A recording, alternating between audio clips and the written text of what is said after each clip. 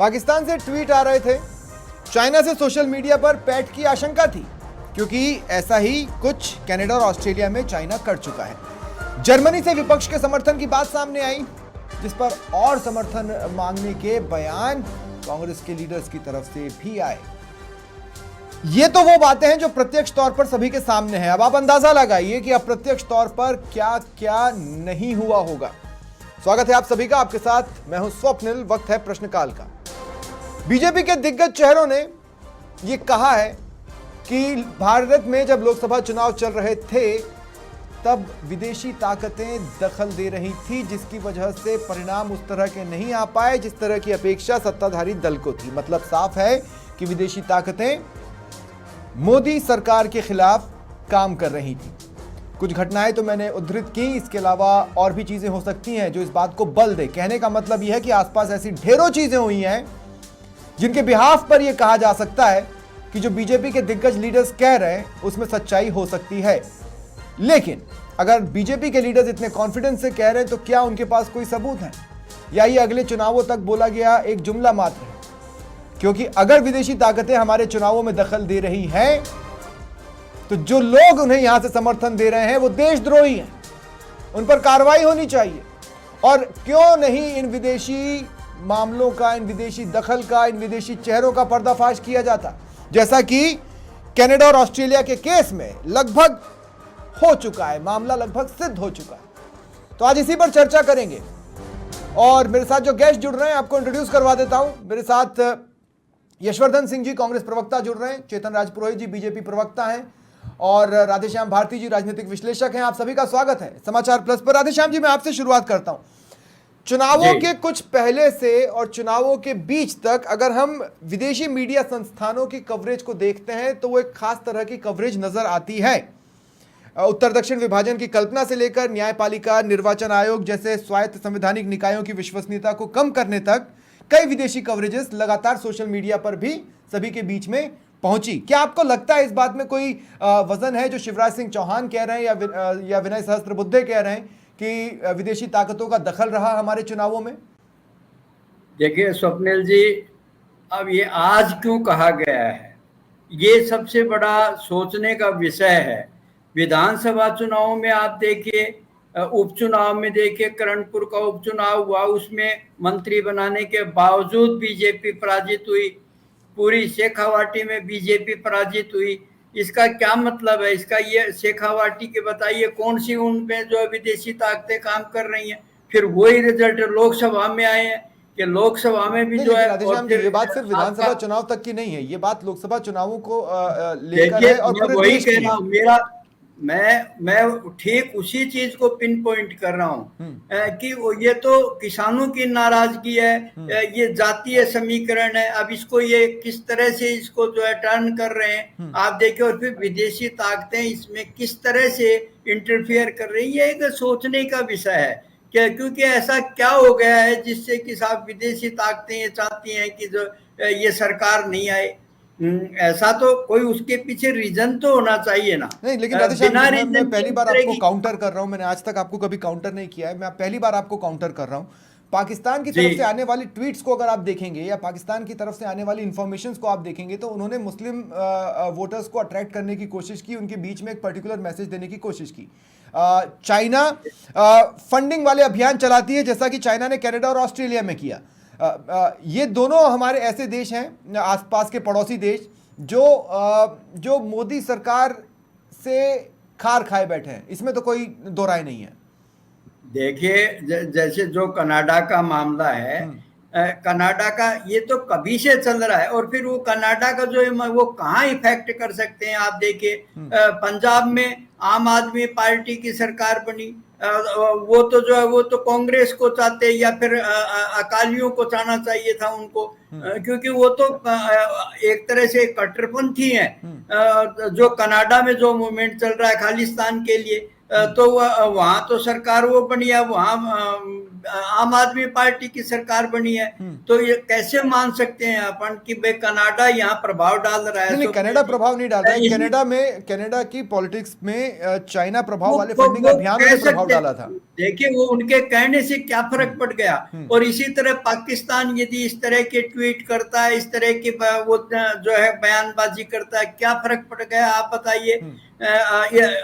जोधपुर में कितने मुस्लिम्स हैं, लेकिन जोधपुर में सफाया हो गया जो है कांग्रेस का। तो आप नागौर में देखिए, मतलब जहां ये जातीय समीकरणों को लेकर के, और फिर इनको क्या जरूरत पड़ी थी? करोड़ लाल मीणा इतने सीनियर लीडर हैं, वो ये कह रहे हैं कि भाई मेरी जाति वालों ने मेरी सुनी नहीं, और वो इस्तीफा देते हैं। इसका क्या मतलब है आप बताइए। और आज इनका शीर्ष नेतृत्व ये कह रहा है कि विदेशी ताकतें जो है वो इसमें इफेक्ट कर रही थी, वो नहीं चाहती कि सरकार बने। चेतन राज पुरोहित जी, मेरा सवाल आपसे बहुत सिंपल है। मान लिया कि विदेशी ताकतों की दखल थी लोकसभा चुनावों में, तो ये तो हमारी पूरी मशीनरी का फेलियर है, और ये फेलियर आपके अंडर में हुआ है।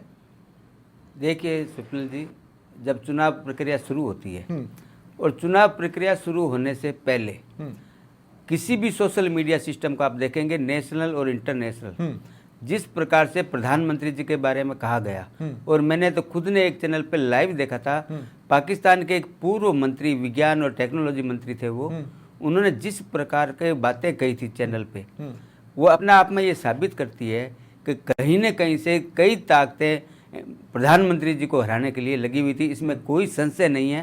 और इसका मूल कारण क्या है? वो नहीं हरा सकते, वो हम वोट नहीं करते हैं। नहीं तो मुझे बताइए ना, कौन कौन सी विदेशी ताकतें, किस तरह की विदेशी ताकतें, कहां कहां की थी? मैं बोलता हूं, जिस प्रकार से झूठ को प्रचारित करने के लिए सोशल मीडिया का इस्तेमाल किया गया। एक छोटा सा उदाहरण बताता हूं आपको कि ये प्रचारित किया गया कि अगर एनडीए गवर्नमेंट आई तो संविधान को खत्म करके आरक्षण खत्म कर देगी। नहीं, ये देश के भीतर हुआ था, इसमें कोई विदेशी ताकत नहीं। आता हूं आप विदेशी ताकतों पर बात कीजिए। आता हूं।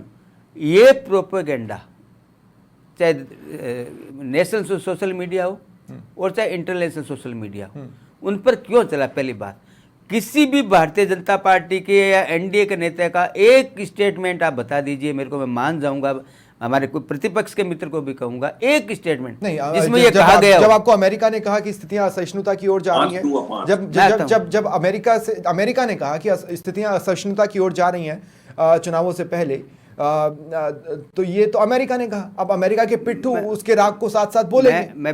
मैं प्रधानमंत्री जी की एक बात को कहना चाहता हूं, सबका साथ, सबका विकास, सबका विश्वास, सबका प्रयास। और 10 साल के शासन में प्रधानमंत्री जी ने साबित किया कि हर वर्ग का विकास करना उनकी प्राथमिकता में है। सिलेंडर अगर गया है तो सबके पास गया, कोई जाति धर्म का नहीं देखा गया।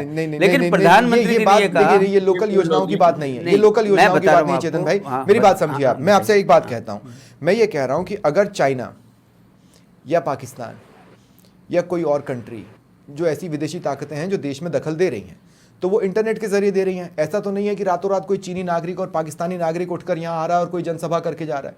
वो इंटरनेट के जरिए दे रही है। उस पर नजर कौन रखता? उस पर साइबर सेल वाले नजर रखते। गृह विभाग ऐसे लोगों को चिन्हित करता जो उनके एजेंडे को यहां पर जमीन में फैलाने की कोशिश कर रहे हैं। अगर इस लेवल पर चूक हुई है तो हुई है, और हम मान लेते हैं कि हाँ, विदेशी मामलों का दखल रहा है। स्वप्निल जी, मैं आपकी मेंटालिटी बनाने के लिए हुआ है, ये मैं इससे सहमत हूं। मैं आपकी बात पे आ रहा था। जिस प्रकार के एनजीओ लाखों की संख्या में पिछले 70 साल से भारत में काम कर रहे थे, 10 साल से भी कर रहे हैं, पिछले 10 साल से भी कर रहे हैं। नहीं, वो बंद नहीं हुए उसमें। हाँ, मैं यही बोलना चाहता हूं, उसमें 80,000 एनजीओ को पाबंद किया गया मोदी सरकार के द्वारा। अच्छा, आपको छोटा सा एक उदाहरण बताता हूँ। मेघा पाटकर जी, मेघा पाटकर जी क्या करते थे, कभी भी कहीं भी कोई बड़ा प्रोजेक्ट शुरू होता था, बड़ा प्रोजेक्ट चाहे बांध का हो, चाहे सिंचाई का हो और चाहे हाईवे का हो, वो लोग एक काम करते थे, पीआईए लगा करके उसको रुकवाने का काम यूपीए की सरकार में भी करते थे। मैं आता हूँ, आप थोड़ा सा देरी रखिए। ये जो वर्क उन लोगों का था, वो पूरी दुनिया नहीं, पूरा भारत देखता था। और उनका उद्देश्य क्या होता था? उद्देश्य ये होता था जन भावनाओं को भड़का करके उस प्रोजेक्ट को फेल करना, मैं समझ गया, पेंडिंग करना। तो एक बात क्लियर कर दें, ये विदेशी ताकतें, मैं आ रहा हूं राधेश्याम जी, बस 2 सेकंड, उसके बाद मैं यशवर्धन जी के पास चला जाऊंगा। लेकिन मेरा एक सवाल और ले ले चेतन भाई, मैं ही आपसे ये बोल रहा हूं, इसका मतलब है कि ये विदेशी ताकतें किसी हमारे विपक्षी दल का साथ नहीं दे रही हैं, वो इंडिपेंडेंट वर्क कर रही हैं, या किसी विपक्षी दल का साथ दे रही है। ये क्लैरिटी तो लाना जरूरी मैं है। यही तो बोल रहा हूँ, डायरेक्ट और इनडायरेक्ट। और जब पाकिस्तान के मंत्री जी ने कहा तो डायरेक्ट ही कहा था उन्होंने, सीधा सीधा ही कि आप बीजेपी अरविंद केजरीवाल ने जवाब भी दे दिया था, बीजेपी को बोल दिया था कि हराइए, तुम वहीं रहो, बीजेपी को हराइए। लेकिन अरविंद केजरीवाल ने जवाब दिया, कांग्रेस के किस नेता ने कहा था कि पाकिस्तान जो कह रहा है वो गलत कह रहा है, भारत की राजनीति के अंदर पाकिस्तान का क्या लेना देना। राधेश्याम जी कुछ जोड़ रहे हैं, राधेश्याम जी कुछ जोड़ रहे हैं, उसके बाद में यशवर्धन जी के पास जा रहा हूं। राधेश्याम जी, मैं ये निवेदन करना चाह रहा हूँ कि जब भारत के प्रधानमंत्री की हैसियत से नरेंद्र मोदी अमेरिका में जाकर के और ट्रंप के लिए अपील करते हैं कि ट्रंप को जिताएं भारतीयों से, तो क्या ये विदेशी उसमें हस्तक्षेप है? ये तो प्रत्यक्ष हुआ ना, ये तो अप्रत्यक्ष नहीं हुआ। आज दरअसल हमें पर्दे के पीछे देखने की जरूरत हो रही है राधेश्याम जी। कोई स्टेटमेंट अगर लूज स्टेटमेंट है तो उस पर कार्रवाई होना चाहिए, वो तो प्रत्यक्ष था, वो तो सभी के सामने था। अप्रत्यक्ष तौर पर अगर कोई गेम हुआ है तो वो सवाल तो बनेंगे। उनका भी ऐसा ही है, वो ये कह रहे हैं कि भाई जो ये सरकार नहीं आए, ठीक है, तो इसमें सेम बात है वही। ठीक है यशवर्धन जी, मुझे बहुत अच्छे से याद है जब कानूनी पेचीदगियों में और न्यायालय के एक ऑर्डर वाले प्रकरण में राहुल गांधी भटक रहे थे यहाँ से वहाँ, जर्मनी से उनके समर्थन की बात आती है और दिग्विजय सिंह आपके लीडर जर्मनी को धन्यवाद करते हैं और कहते हैं कि भाई इस तरह से आपके सुझाव आते रहने चाहिए, हमें समर्थन मिलते रहना चाहिए।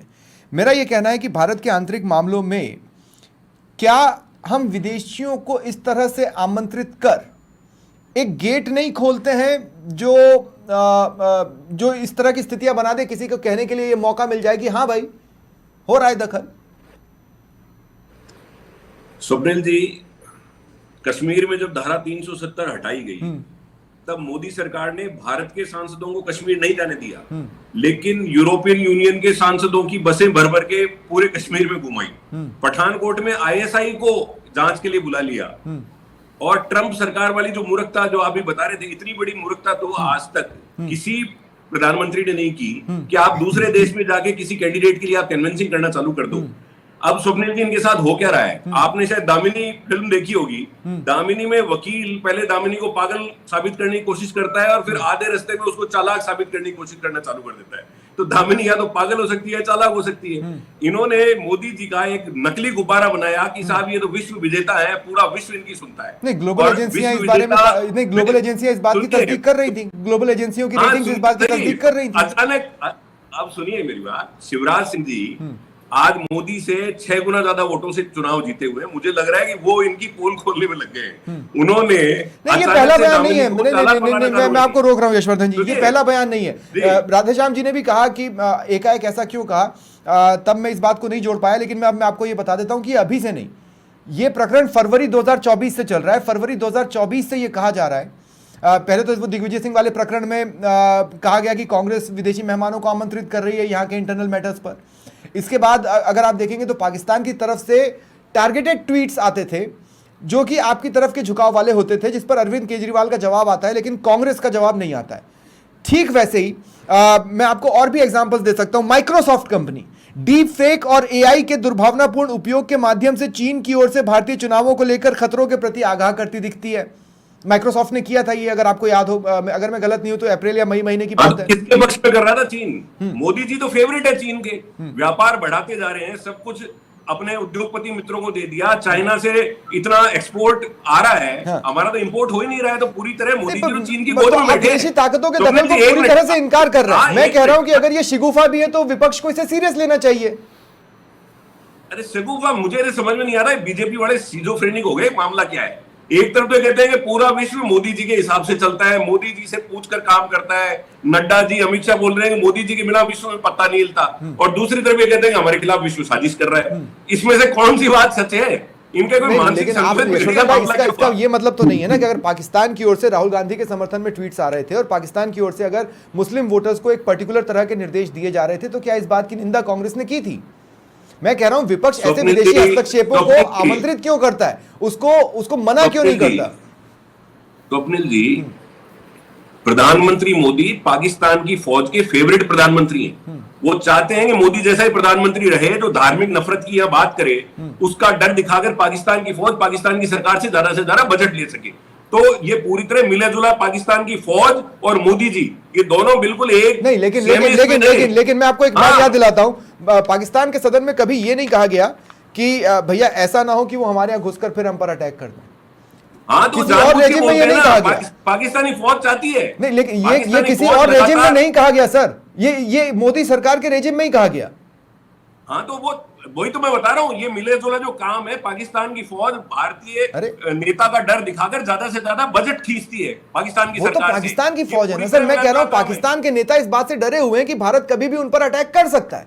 तो ये स्थिति तो अरे ठीक ही बात है ना, पाकिस्तान की उनको फौज ऐसा डरना डर चाहिए हमसे, उनको ऐसा कांपना डर चाहिए खड़ा हमसे। करती है। स्वप्निल जी, मैं वही तो कह रहा हूँ, आप महीन बात को समझिए। पाकिस्तान की फौज भारत में प्रधानमंत्री मोदी जैसा ही नेता चाहती है, जो लगातार पाकिस्तान अगर के वो डर खिलाफ दिखा बोले, रहे हैं तो ताकि ऐसा फौज व्यक्तित्व वहां पे चाहिए ना कब्जा जिसका वो जमाए डर दिखा सके। मैं तो उस आपकी महीन सी बात पर एक काउंटर एंगल दे रहा हूं कि इधर एक ऐसा क्या? लीडर होना चाहिए ना जिसका डर वो दिखा सके। इसका मतलब है किसी से तो कोई डरे। अभी तक डर कौन रहा था हमसे? पाकिस्तान अरे अगर अब मोदी जी के डर रहा है बारे तो में अच्छी बात है। अरे नड्डा जी, अमित शाह, ओहो, ये सब कहते हैं पाकिस्तान थर-थर कांपता है हमसे। पाकिस्तान थर-थर कांपता है, यही वहां की फौज चाहती है। पाकिस्तान पर की हमने फौज तो मोदी उनके जैसा ही सदन में प्रधानमंत्री सुना, चाहती है। हमने पाकिस्तान के सदन में सुना उनके लीडर्स को ये बोलते हुए कि भैया ऐसा है, आप यहां पर यही सब कर रहे हैं, वो घुस के आकर चले गए, वो दोबारा भी कर सकते हैं, बेवकूफी भरे निर्णय नहीं लेना है। इस स्थिति पर हाँ, लाया ना तो- कभी। अरे तो मैं वही तो कह रहा हूँ, वो उनके लिए बहुत फेवरेबल कंडीशन है फौज के लिए वहां की। ठीक है, पाकिस्तान की ठीक फौज है, चाहती है चेतन जी काउंटर कर रहे हैं। चेतन जी, हाँ, मैं आता हूँ। सबसे पहले तो कांग्रेस के किस नेता ने पाकिस्तान एक जाकर के संविधान वाला प्रेस भी मैं कॉन्फ्रेंस बताऊंगा। में ये कहा था कि अगर अपने संबंध सुधारने हैं तो अब मोदी को हराओ? किस कांग्रेस के नेता ने कहा था पाकिस्तान में जाके? पहली बात। दूसरी बात, किस वो पार्टी ने लीडर तो चाइना वैसे की कांग्रेस के लिए 50 बार कम्युनिस्ट मुसीबतों पार्टी का के कारण बन साथ चुके हैं। एमओयू किया? हाँ, ये भी क्लियर कर नहीं, दें। क्या बोला आपने? किस पार्टी ने चाइना की कम्युनिस्ट पार्टी के साथ एमओयू किया और उनसे चंदा लिया? ये भी बता दें। अगर नहीं लिया तो बता दें। आपने नहीं ये लिया। अलाउ होने ये दिया? व्हाट्सएप पे मैं आता हूँ। नहीं, मैं आगे आपने आता allow हूँ, होने आगे दिया? आता हूँ, आगे आगे आगे आता हूँ, नहीं, आगे दो आता सेकंड, हूँ, आपने ये आगे allow होने दिया? आगे आपने ये allow होने आगे दिया? आगे आता हूँ। आपने ये allow क्यों होने सीधा दिया? सीधा कहता हूँ, मैं सीधा सीधा कहता हूँ, राष्ट्र विरोधी ताकतें। चेतन जी, चाइना से एमओयू कैसे कोई करके आ गया? मैं आपसे ये पूछ रहा हूँ कि मैं बता रहा हूँ ना, कंट्री टू आप- कंट्री आप- समझौता आप- तो दो आप- देशों के हाँ, बीच में होगा। मैं बिल्कुल बिल्कुल WhatsApp बिल्कुल आप पता करिए। और कांग्रेस पार्टी का इनके साथ हुआ या नहीं हुआ? अरे पर आप कांग्रेस पता के करिए। चेहरे जेल में क्यों नहीं है? और एक मैं बता ये तो रहा हूँ राष्ट्र आपको, विरोधी है। मैं बता रहा हूँ ना आपको, मैं बता रहा हूँ आपको, जब गलवान हुआ था कांग्रेस के नेता किया गया। डायरेक्ट सीधे चाइना के एम्बेसडर से जाके मिले या नहीं मिले? बता दें आप। मिले? उसमें साइन हुआ कुछ? नहीं, साइन नहीं हुआ, मिले ना। आप कह रहे हैं ना MOU हुआ। वो अलग चीज है, वो अलग चीज है, ये अलग चीज है। दोनों को दोनों मैं को ये जोड़ो कह मत। रहा हूँ कि जो एमओयू हुआ उसमें दोनों को किसी ने जोड़ो तो मत। हस्ताक्षर किए होंगे। मैं जिस बता रहा किसी ने हूँ, भी हस्ताक्षर कांग्रेस किए, क्या वो पार्टी- जेल में है? मैं बता रहा हूँ आपको, कांग्रेस पार्टी के शासन के अंदर आप पता कर लीजिए। अगर मैं गलत हूँ तो मैं आपके चैनल पे कहूँगा, अगर नहीं मैंने गलत कर मैं माफी मांग लूँगा। आप पता कर लीजिए, ऐसा हुआ है। और इसलिए हुआ है कि किसी भी देश के अंदर अगर अन्य देश हस्तक्षेप करते हैं आंतरिक मामले में तो बड़ा दुर्भाग्यपूर्ण है, पहली बात। नहीं, लेकिन फिर मैं कह रहा हूँ ना चेतन जी, आप इस बात को समझिए। अगर चाइना के साथ कोई व्यक्ति वहाँ की किसी पार्टी के साथ एमओयू कर आया तो आप उसको राष्ट्रद्रोह में पकड़ सकते थे, आप उसको जेल में डाल सकते थे। वो बाहर क्यों घूम रहा है? सवाल मैं नंबर बता एक। रहा- सवाल नंबर दो, हाँ। सवाल नंबर दो ये कि ये लोग परोक्ष रूप से तो यहाँ नहीं आ रहे हैं, विदेशी ताकतें ये इंटरनेट या सोशल मीडिया के जरिए ही आ रही हैं। उस पर कभी भी एक बैरियर लगाया जा सकता है, साइबर सेल के जरिए। गृह विभाग क्या कुछ नहीं कर सकता। वो यहाँ पर जिन लोगों की, आप उनके स्लीपर सेल मान लीजिए, आप उनके गुर्गे मान लीजिए, जो यहाँ पर उनके बिहाफ पर एक्टिव हैं, उनको चिन्हित कर करके जेल में डालना था तो विदेशी षड्यंत्र वहीं पे खत्म हो जाता। हमने विदेशी षड्यंत्र को भारतीय जमीन पर सफल होने कैसे दिया, और उसकी सफलता का आपको बताता हूं कैसे पता चलता है कि विदेशी दखल सफल रहा। क्योंकि शिवराज सिंह चौहान और विनय सहस्त्रबुद्धे कह रहे हैं हमारे नंबर्स कम हुए, इसका मतलब है कि उनका षड्यंत्र काफी हद तक सफल रहा। अब तोड़िए उनकी कमर, हम तो कह रहे हैं तोड़िए। बिल्कुल आता हूं मैं। प्रधानमंत्री जी ने इस बार जो चुनाव का कैंपेन चला है और उन्होंने बार बार इस बात को कहा है, डीप फेक और एआई। हर भाषण में माननीय प्रधानमंत्री जी ने कहा है, जिस प्रकार से भारत की जनता को गुमराह किया गया सोशल मीडिया के माध्यम से, और आपको पता होगा केसेस भी हुए हैं, जिस प्रकार से उन्होंने फर्जी जो वीडियो बने थे डीप फेक के, उसके केसेस भी हुए हैं। और तो और कई वो तो राजनेताओं पे ही करती हैं। साइटें बैंड भी हुई है, बैंड भी हुई है। आप पता करिए, साइटें बैंड भी हुई है। लेकिन एक बात मान के चलिए कि भारत में लोकतंत्र है, यही लोग बाद में अभी जैसे कुछ नहीं हुआ फिर भी कहते अरे हैं भाई, लोकतंत्र का गला घोट रहे हैं। आपकी पर्सनैलिटी इतनी सॉफ्ट क्यों है कि विदेशी ताकतें यहाँ कोई मैसेज भेजें और सब मान ले कि हाँ भैया हो गया, मान लिया, तुम ही सही कह रहे हो, हमें इन पे भरोसा नहीं है। मैं बार बार कह रहा हूं, जहां पर भारत सरकार टेक्निकल रूप से और लीगल रूप से कार्रवाई करती है, कर रही है, और जहां पे नहीं कर रही है वहां कहाँ पर हो रही भी है प्रयास कार्रवाई? कर रही है। वही तो पूछ रहा हूँ।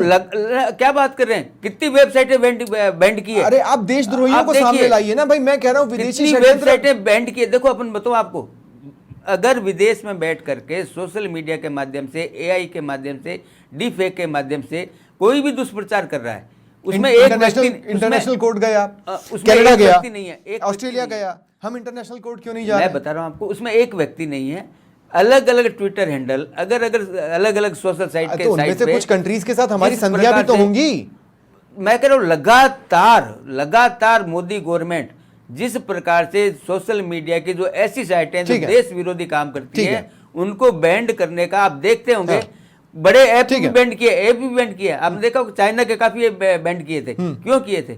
इसीलिए किए थे जो भारत सरकार लीगल रूप से कर सकती है वो सारे स्टेप लिए जा रहे हैं। कनाडा लेकिन में चुनाव एक रिपोर्ट आई पीरियड थी, कनाडा में एक रिपोर्ट आई थी। मैं यशवर्धन जी से ये सवाल पूछना चाहता हूं कि जो प्रवासी भारतीय हैं और जो राजनीतिक हस्तियां हैं उनको प्रभावित करने के गुप्त प्रयास हो रहे हैं। ये कनाडा की रिपोर्ट थी। कनाडा जो कि अमेरिका का पिट्ठू है, अमेरिका उस तरह की लैंग्वेज बोल चुका है। वो कैसे बोल चुका है? क्योंकि हमारे जो लीडर्स हैं जब वो विदेशों में जाते हैं वो अपनी बात को रखने के फ्लो में देश के खिलाफ ही बोल जाते हैं एक तरह से।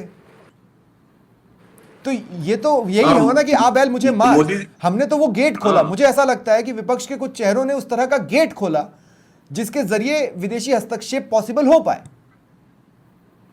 ऐसा मोदी जी करते हैं, जापान में किया, अभी अमेरिका में, राहुल ने भी रशिया किया में किया। राहुल ने भी नहीं, किया है। जापान- अगर मोदी उस नहीं, फ्रंट सुनिए पे गलत है तो राहुल भी गलत है। बोलने तो दीजिए, हाँ। बोलने दीजिए। जापान में जाकर बोले कि मेरे प्रधानमंत्री बनने से पहले लोगों को दुख होता था कि हम कितने दुर्भाग्यशाली हैं कि हम भारत में पैदा हो गए। यही बात अभी रशिया में जाकर बोल के आ गए। तो हर जगह इस तरह की देश के खिलाफ रशिया ने भी बातें चेताया था। करना, नहीं यशवर्धन भाई, रशिया ने भी हाँ। चेताया था। अगर आपको याद हो कि अमेरिका इंटरफियर कर रहा है हमारे चुनावों में। अब रशिया तो हमारा वो तो दोस्त है कर ना। रहा है। अरे साहब, ये तो विश्व गुरु है, इनके चुनाव में कौन इंटरफेयर कर सकता है? आप मुझे बोलने दीजिए एक मिनट। मैं ये कह रहा हूं कि कोटा में अमित शाह जी ने एक भाषण दिया, वो इंटरनेट पे पड़ा है कि हमने ये अफवाह फैलाई, झूठी अफवाह, कि मुलायम सिंह यादव को अखिलेश यादव ने थप्पड़ मार दिया। और जब तक बात सच झूठी साबित होती तब तक सारी जगह फैल गई और हमें उसका चुनाव में बहुत फायदा हुआ। ये बात इंटरनेट पे पड़ी है, कोटा में सार्वजनिक रूप से गई। और ये काम कर रहा है लेकिन वो डीफेक वीडियो ना हो या वो ऑल्टर्ड वीडियो ना हो, किसे पता? क्योंकि अमित शाह का एक ऑल्टर्ड और डीफेक वीडियो ऑलरेडी चुनावों के दौरान ट्रैवल कर चुका है। दैनिक भास्कर में पूरी खबर नहीं, लेकिन यशवर्धन भाई, इस पर मैं आपको चैलेंज करता हूं कि आप उसको सही साबित करके नहीं, बताएं। प्रधानमंत्री जी का चला है। जवाहरलाल नेहरू जी के बारे में जो लोकसभा में माननीय प्रधानमंत्री जी ने कहा था, वो आप लाइन काट करके चला है। हाँ, 2 मिनट। हाँ, अरे लाइन काट के नहीं, दैनिक भास्कर ने पूरा खबर चलाई उसकी और पढ़ा है, मेरे पास वीडियो भेज दूंगा आपको। शुद्ध झूठ की फैक्ट्री चलाते हैं लोग। अब 1 मिनट बात सुनिए। हाँ। ये कह रहे हैं हाँ, आज तक 2008 से लेके अब तक 12 बार कम्युनिस्ट पार्टी और भाजपा की मीटिंग हो चुकी है। 2008 में तो 15 मेंबर कम्युनिस्ट पार्टी के इनके मुख्यालय में आए थे, भाजपा मुख्यालय में। और मेरे पास पूरी डेट है, अगर आप चाहें तो मैं पूरी ठीक है, डेट बता दूंगा। ठीक है। और मैं सुनिए, अंतिम सवाल चेतन राधेश्याम कह जी रहे से थे- लूंगा। यशवर्धन भाई, मैं रोक रहा हूं आपको। अंतिम सवाल मैं राधेश्याम जी से लूंगा, लेकिन उससे पहले एक काउंटर का मौका चेतन जी को दे रहा हूं। चेतन जी, बहुत शॉर्ट में बोलिएगा। मैं एक लाइन में कहना चाहता हूं, हमारे प्रतिपक्ष के मित्र भी कह रहे थे, मैं बार बार कहता हूं, पाकिस्तान किन के स्टेटमेंट को लेकर डोजियर लेकर के यूएनओ में जाता है? यहीं भारत के नेताओं के स्टेटमेंट को लेकर के पाकिस्तान अगर डोजियर लेके जाता है तो इसका मतलब है कि जो स्टेटमेंट भारत के अंदर विपक्षी पार्टियां दे रही है वो पाकिस्तान के लिए ठीक है। फायदेमंद है। मैं, पहली बात। दूसरी बात बहुत शॉर्ट में बोलिए, बहुत ही शॉर्ट। आधी लाइन हाँ। केवल मैं इतना कहना चाहता हूं, माननीय प्रधानमंत्री जी ने लोकसभा में स्टेटमेंट दिया था कि माननीय नेहरू जी ने अपने कार्यकाल में सभी जिला कलेक्टर को चिट्ठी लिखी थी कि आरक्षण से ये नुकसान है या आरक्षण से ये हो रहा है। उसके बारे में लाइन काट करके और ये चुनाव में प्रचारित किया कि माननीय प्रधानमंत्री जी कह रहे हैं कि आरक्षण नहीं होना चाहिए। ठीक है। मैं राधेश्याम जी, मैं आपके पास आ रहा हूं। अगर ये स्थिति है तो जांच होनी चाहिए, एक कमेटी बननी चाहिए और उसको जांच करनी चाहिए। अगर ये स्थिति है तो विपक्ष को भी इसे सीरियस लेना चाहिए, और ताकि आगे इस तरह की स्थितियां कभी न बने उसके रास्ते खोजे जाने चाहिए। और अगर ये स्थिति नहीं है तो फिर इसकी सफाई देनी चाहिए कि क्या हुआ है। देखिए गंभीर मामला है ये, राष्ट्र की सुरक्षा का भी मामला है। तो इसके लिए तो देखिए बिल्कुल जो कुछ संभव है वो किया जाना चाहिए, क्योंकि विदेशी ताकतों का हस्तक्षेप हम अपने यहाँ कैसे बर्दाश्त कर सकते बिल्कुल। हैं। एक बात ये भी है फिर कि चाहे राहुल गांधी हैं, राहुल गांधी जाकर के इंग्लैंड में भारत के खिलाफ बोलते हैं या प्रधानमंत्री जी बोलते हैं, देखिए राष्ट्र के हितों को देखते हुए किसी को भी इसके लिए अलाउ नहीं किया जा सकता, उनको ऐसा नहीं बोलना चाहिए। और जहां तक ये जो प्रश्न है कि पिछली सरकार को लाना चाहते थे, तो स्वप्निल जी पिछली सरकार में तो दुनिया ने, न केवल पाकिस्तान और चाइना ने, दुनिया ने जो है वो कारगिल देखा है, जो असंभव को संभव किया गया था वो कारगिल देखा। वो किस लिए लाएंगे पिछली सरकार को? और पिछली सरकार के जिस पार्टी की थी उसने तो अपनी बात रख लें। हाँ। उसने तो बांग्लादेश बनाया था। आप देखिए हमारे प्रधानमंत्री जी ने तो चाइना को 4 गुना ज्यादा उस समय से वहां से माल आयात हो रहा है। और इनके अपने नेता सुब्रमण्यम स्वामी कहते हैं जो है अरुणाचल में जो है चाइना ने। लेकिन एक बात मैं कहना चाहता हूं कि मुझे पत्रकार के तौर पर यहाँ निष्पक्ष बात करनी चाहिए, जिसकी मैंने पूरी कोशिश की।